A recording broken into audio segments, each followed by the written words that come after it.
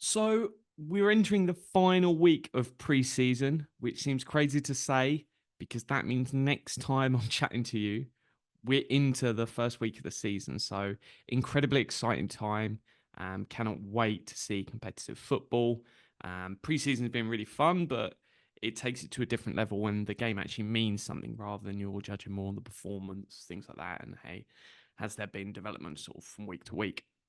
So we expect the fixtures to come out this week. It's definitely going to be an away game, the first game, so on the 10th of August.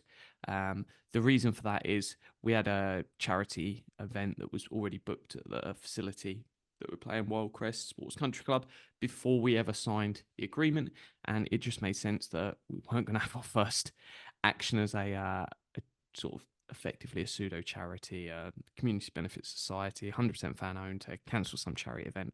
So that would have been nuts. So that's going ahead. And we told the league, and they were straight away, they were like, yeah, no worries, fine. We'll just put you away. Super helpful, the Essex and Suffolk Border League. So excited to get going. We don't know where it is yet on the 10th, but that is well within our mind and focus. In terms of the next week's preseason game, it was away. It's now moved to home. So we're playing the old South Indians. 1:30 kickoff, so slightly later than normal. But yeah, 1:30 kickoff. So just keep that in mind. That's going to be moving. Obviously, I'll reinforce that in the Tuesday email that will go out. But just there to keep in mind. But obviously, the weekend we played Pitsea at home. Just a bit on the recap of the game. And by all means, if you're an owner, log into Slack, the owners only forum. The full game is up there for you to watch. It's not one that we're putting out on social media for anyone to watch. We'll do that once the season starts. People will be able to go and watch stuff. But for the time being, it's just behind the scenes.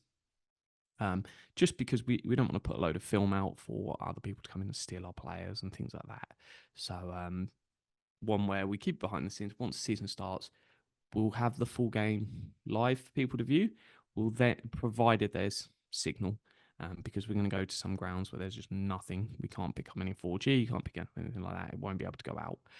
But that won't stop us. We'll still upload the game in full. So that will go to YouTube. The live will go to VO Live. And then we'll upload a highlights package as well. So depending on what you want to do you want to come in and watch the whole thing? Do you want to actually, hey, I'm out at the minute, I just want to watch the highlights, and then you can come back and watch the rest. So that's there. But yeah, in terms of the Pitsea game, the first 25 minutes, they were by far the better team. They were stronger, they were more dominant. And then from 25 minutes onwards, really, really impressed with the fitness level of the lads. They're pressing. Pitsea were making subs sort of 30, 35 minutes into the game as people were blowing on their team.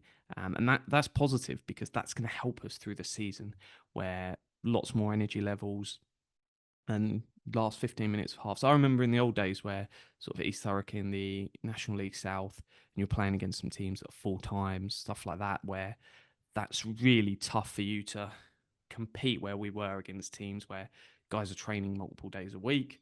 And the balance was that you get to like the last 5 minutes of halves and you could see guys struggling. They're battling their best, but there's an element where fitness levels are at different points. And you even get it when you see, hey, a League One team plays a Premier League team. You see at the end of games, there's difference in fitness levels, and that's where the bigger teams can come on. And I think that's something that will hopefully be notable when the season comes around and we're going through the year where last sort of 10 minutes of each half, we might have a bit of edge where we can go, actually, we've got better fitness levels. We can really push this on. So that's something I'll keep an eye on. And we were unlucky. We hit the post twice. We had one cleared off the line in the first half. Those moments where you're like, oh, if that only goes the other way, then we sat here 4-1 and we're going, hey, we're balling. It's all really good. What a great day it was. But these things happen. But it was only 25 minutes of struggle. And then after that, you could really tell it was coming on, and it looked really good later on, especially you bring in subs and you start looking better. That's positive. That shows you've got a bit of depth on the bench as well. And we're really close. We're just a few owners off of 250 owners. We said that was the goal by our first game. So if you're watching this and you're not an owner, or you're listening to it because you could be on podcast, if you're not an owner yet, you've got a few days. Please, let's hit 250 before the 10th of August.